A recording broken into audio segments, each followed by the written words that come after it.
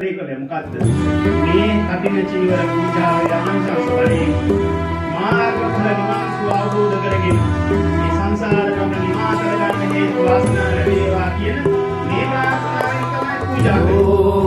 එවන අපේ මේ කියන්නේ වටිනා මේ කම සිද්ධ කරලා.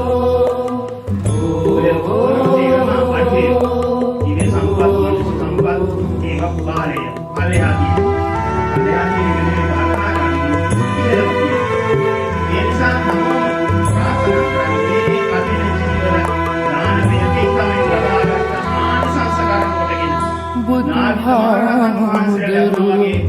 අපි දකින්නැති බණත් අහන්නැති